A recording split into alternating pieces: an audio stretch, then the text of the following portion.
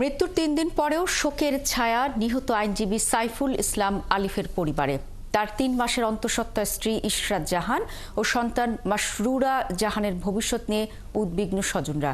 অন্যদিকে তার স্বজন ও সহকর্মীরা জানান, আইনশৃঙ্খলা বাহিনীর দায়িত্বে অবহেলায় এ হত্যাকাণ্ডের অন্যতম কারণ। তাই দ্রুত হত্যাকারী এবং যারা দায়িত্বে অবহেলা করেছে তাদের চিহ্নিত করে শাস্তির দাবি তোলেন তারা। আরও জানাচ্ছেন রাজীব বড়ুয়া।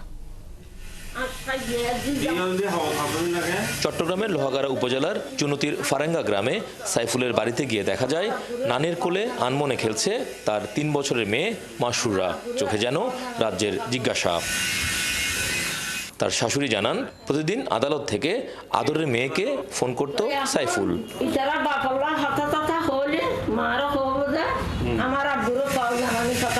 এদিকে স্বামীর শোকে বারবার মূর্ছা যাচ্ছেন তার ৩ মাসের অন্তঃসত্ত্বা স্ত্রী ইশরাত জাহান বা বৃদ্ধ সাইফুলের বাবা মা।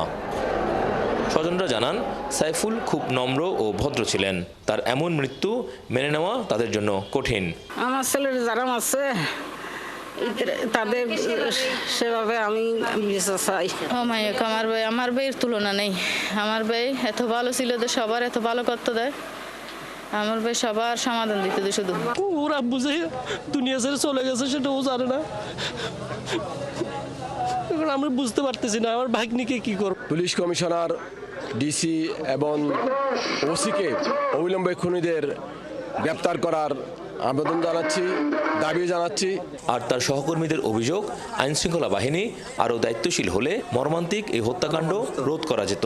কারাগারে আনার সময় যে নিশ্চিত নিরাপত্তা প্রশাসন থেকে আমরা দেখছি, কিন্তু গতকাল কেন জানি রহস্যজনকভাবে প্রশাসনের সেই নিরাপত্তাটা আমাদেরকে বারবার ভাবিয়ে তোলে। 11:30টায় জামিন নামঞ্জুর আদেশ করে যখন বিজ্ঞ আদালত আদেশ দিলেন, সিডব্লিউ ইস্যু করে 11:30টা থেকে 3:30টা পর্যন্ত তারা কেন এখানে অবস্থান করার সুযোগ পাইল? আমরা এটার সুষ্ঠু তদন্ত চাই। আমরা মামলা করব এবং ওনাদের বিরুদ্ধে সর্বোচ্চ শাস্তির ব্যবস্থা করব। এদিকে এই হত্যাকাণ্ড নিয়ে সাম্প্রদায়িক সম্প্রীতি যেন নষ্ট না হয় সে ব্যাপারে সজাগ থাকার কথা জানান রাজনৈতিক নেতারা। সাম্প্রদায়িক সম্প্রীতি অবশ্যই বাংলাদেশে রক্ষা হবে। আমাদের মধ্যে কোনো বিভেদ নাই। আমাদের লড়াই সন্ত্রাসীদের বিরুদ্ধে। সাইফুল কয়েক বছর আগে চট্টগ্রাম আদালতে আইনজীবী হিসেবে কাজ শুরু করেন। বর্তমানে সহকারী পাবলিক প্রসিকিউটর হিসেবে কাজ করছিলেন। রাজীব বড়ুয়া, ৭১, চট্টগ্রাম।